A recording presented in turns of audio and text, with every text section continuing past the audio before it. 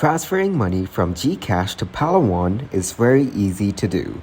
Today I'm gonna show you how to do it. Firstly, you have to ensure that you have sufficient funds in your Gcash account to cover the amount you want to transfer. Now open up the Gcash application on your mobile device. Then navigate to the Send Money option, which is usually found in the main menu.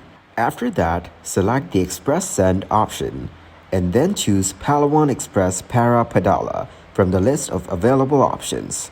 Once you're done, enter the recipient's details, including the full name, contact number, and the amount you want to send.